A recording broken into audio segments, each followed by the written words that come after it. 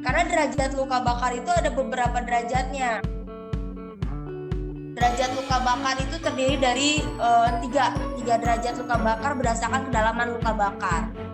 Yang pertama itu luka bakar derajat 1. Derajat 1 itu meliputi bagian epidermis kulit atau bagian luar kulit.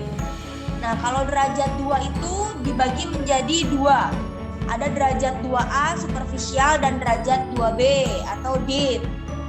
Lalu luka bakar derajat 3. Kalau luka bakar derajat 3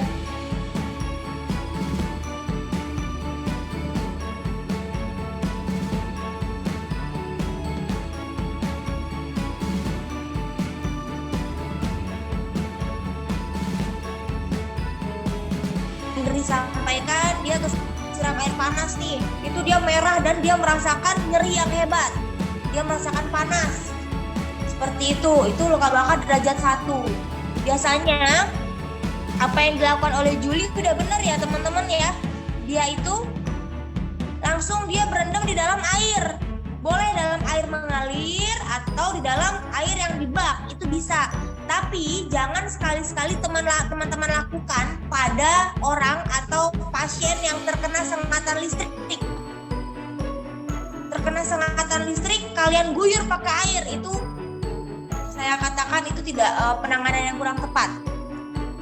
Karena pada saat terjadi sengatan listrik kita kesetrum nih, itu aliran listrik masih ada di tubuh kita. Kita kasih nih, kita guyur dengan air, yang ada dia bukannya makin membaik, yang ada dia malah akan kelojotan. Seperti itu teman-teman. Jadi perhatikan, boleh kalian menyiram dengan air atau kalian rendam di air, tapi kalau itu luka bakar yang terjadi misalkan terkena sengatan api ya, kena api atau misalkan kena air keras ya, air raksa gitu, itu kalian bisa rendam di dalam air. Tapi kalau untuk yang terkena sengatan listrik, itu jangan sekali-sekali kalian rendam di dalam air.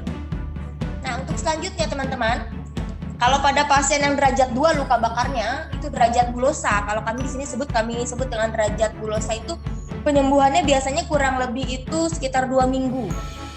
Ada yang bisa menimbulkan bekas parut atau bekas luka, ada juga yang tidak menimbulkan bekas luka sama sekali, tergantung daripada luas dari permukaan lukanya tersebut.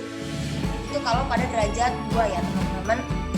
Lalu kalau pada derajat 3 itu mengenai otot dan tulang. Jadi kulitnya itu tampak hitam, kulitnya menghitam, tulangnya pun sudah kelihatan, banyak pembuluh-pembuluh darah yang sudah rusak akibat daripada luka bakar tersebut. Di sini juga kalian bisa lihat penghitungan luas luka bakar. Saya ada gambar, bisa ditampilkan di slide nanti gambarnya itu ya. Penghitungan luas luka bakar berapa persennya, baik itu pada anak-anak maupun orang dewasa. Total dari keseluruhan tubuh kita ini adalah 100% penghitungannya. Nah, yang paling banyak itu terjadi di sekitar area dada. Area dada itu sekitar 18% dibanding dengan area bagian tubuh yang lain. Seperti itu ya teman-teman. Lalu penanganan pertama pada luka bakar yang perlu kalian perhatikan adalah misalkan kalian lihat dulu penyebabnya apa dan hentikan penyebabnya. Kalau misalkan penyebabnya berdasarkan api, kalian bisa padamkan dulu apinya. Kalau penyebabnya adalah listrik, kalian lihat dulu sumber listriknya di mana yang menyebabkan pasien ini tersengat. Entah ada korsleting kabel yang bisa kalian cabut kabelnya, seperti itu ya teman-teman. Lalu yang kedua yang perlu kalian perhatikan adalah periksa jalan nafasnya. Masih bernapaskah pasien? Tetap apapun penanganan awal pada pasien itu, baik seperti yang kemarin tenggelam, digigit ular, terus pasien tersedak, sampai dengan pasien yang sekarang penanganan luka bakar, tetap kan harus perhatikan adalah jalan napasnya. Nanti akan kembali lagi kepada BHD juga. Kalau misalkan pasien ini ternyata terjadi henti nafas, seperti itu ya teman-teman. Lalu setelah kalian periksa jalan napas, jangan lupa amankan diri, amankan pasien dan lingkungan. Lalu kalian bisa melakukan panggil bantuan atau panggil tetangga, atau kalian bisa telepon, misalkan di samping kalian ada telepon nih, kalian bisa telepon ke ambulan atau ke vaskes atau fasilitas kesehatan terdekat yang kalian tahu. Lalu sebelum kita menunggu bantuan, sambil menunggu bantuan nih, kalian lihat nih, misalkan saudara kalian nih luka bakar nih, Kalian buka nih pakaiannya. Kalau dia pakai perhiasan tuh dibuka. Kenapa harus dibuka? Agar perhiasan itu tidak menempel pada si sekitar area luka. Seperti itu. Lalu kalian bisa dinginkan luka dengan air bersih atau air mengalir. Atau bisa juga dibantu dengan air hangat. Jangan air panas ya teman-teman. Air hangat. Hangat-hangat kuku seperti kalian mau memandikan bayi. Lalu setelah itu, jangan sekali-sekali kalian elap. Jangan dielap. Jadi misalkan ini anak ini luka bakar nih, luka bakar di sekitar dada sini luka bakar. Jangan sekali-sekali kalian tuh mengelap, baik itu dengan tisu atau dengan kain. Karena kalau kalian mengelap itu akan membuat kulit-kulit yang terluka ini itu akan mengelupas dan itu akan menimbulkan rasa sakit yang sangat hebat. Kalau misalkan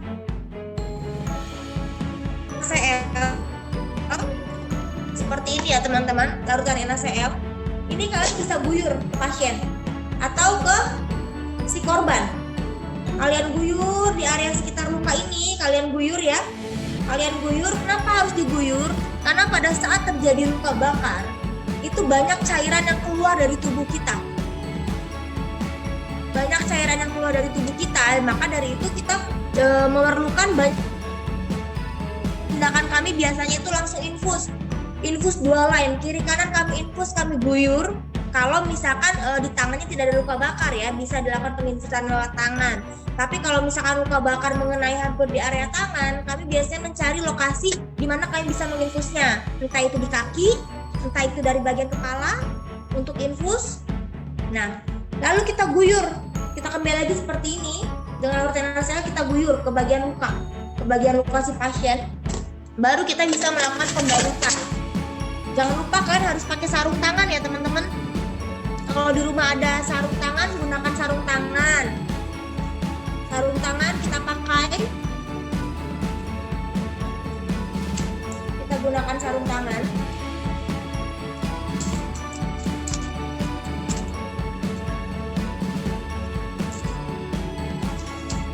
Kita gunakan sarung tangan. Kita lihat area luka.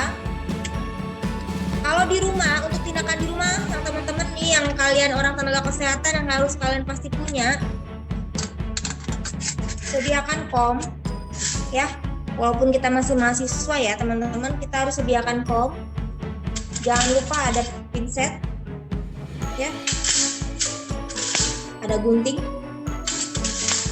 ada klem. Ini kalian harus punya nih di rumah nih, buat teman-teman nih yang mahasiswa kesehatan ya. Untuk jaga-jaga saat dibutuhkan alat itu perlu loh. 3 macam itu aja udah sangat membantu kita dalam menolong orang ya. Setelah kita melakukan pembersihan atau sudah kita guyur dengan larutan NaCl, kita bisa balut. Kita bisa balut di area luka ya teman-teman. Di area luka ini bisa kita balut. Kita balut menutupi sekitar area lukanya. Kalau dia di dada, kita balut menutupi di area luka.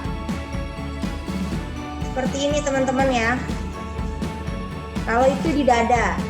Begitupun tekniknya kalau misalkan di kaki atau di tangan. Sudah jelas teman-teman? Sudah Bu. Perlu kalian perhatikan pada saat terjadi